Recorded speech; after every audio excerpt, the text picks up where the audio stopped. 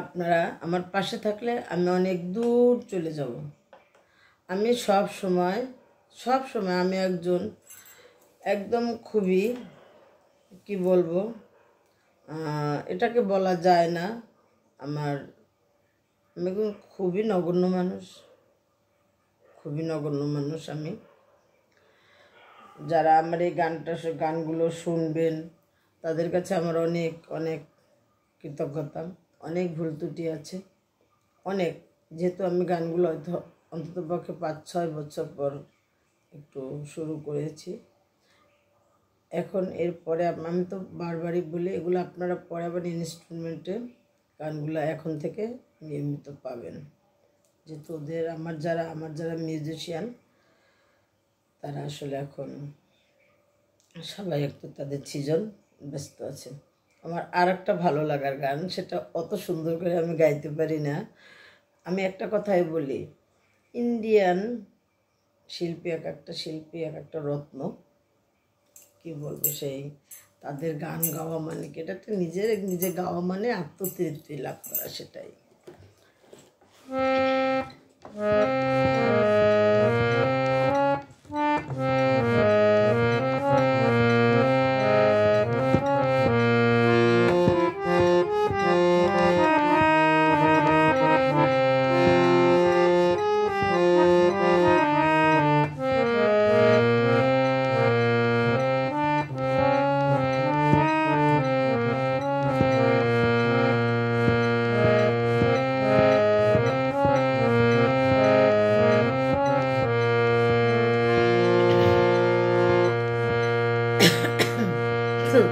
যে শিল্পী গানটা গেয়েছে তার নামও উচ্চারণ করতে পারি, আমি সেই গানটা গাচ্ছি। বাবা, খুব জানতে ইচ্ছে করে, খুব জানতে ইচ্ছে করে, তুমি কি সে আগের মতো আছো?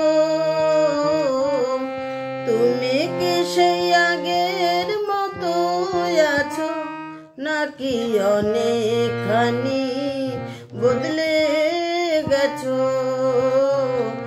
জানতে ইচ্ছে করে, খুব জানতে ইচ্ছে করে।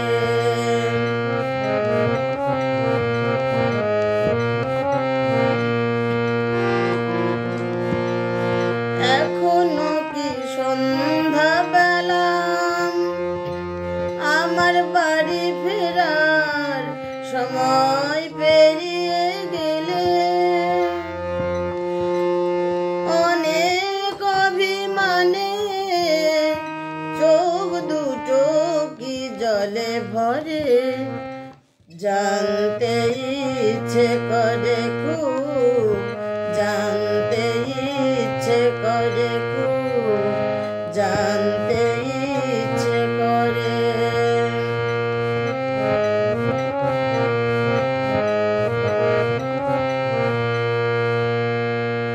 এখনো কি প্রথম সকাল হলে স্নানটি সেরে পূজার ফুল তুলে, পূজার ছলে আমারই কথা ভাবো বসে ঠাকুর ঘরে? জানতে ইচ্ছে করে, খুব জানতে ইচ্ছে করে।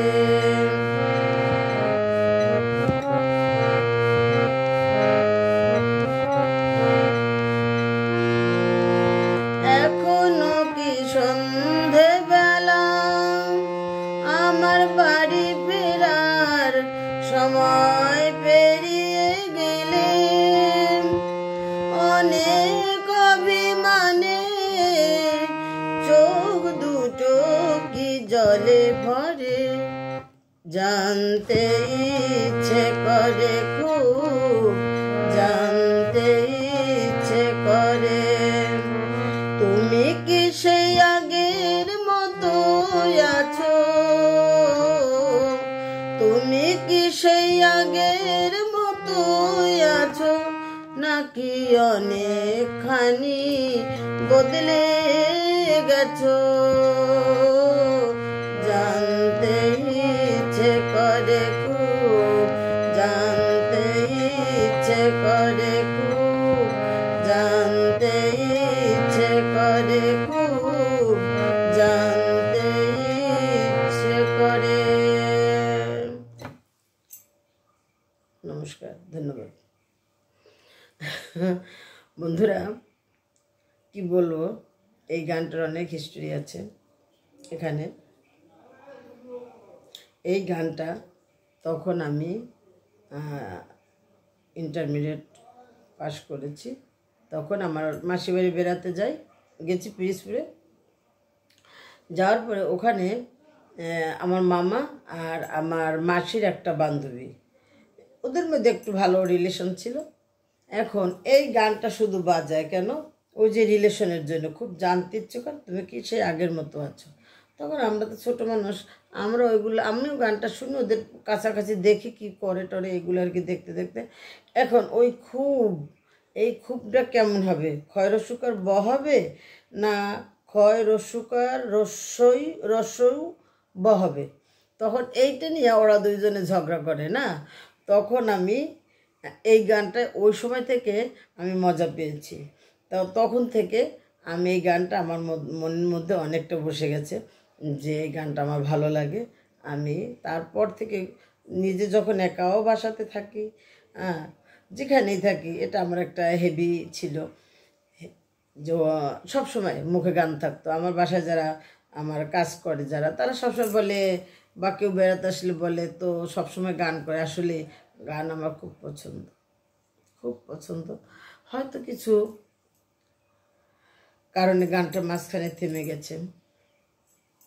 আমি বিটিভিতে ছিলাম নিয়মিত, ঠিক আছে, মেটে সুর অনুষ্ঠানে। তা ওটা ছিল না। আমি সবসময় সৃষ্টিকর্তাকে বিশ্বাস করি, এবং আপনারা সবাই সৃষ্টিকর্তাকেই বিশ্বাস করেন।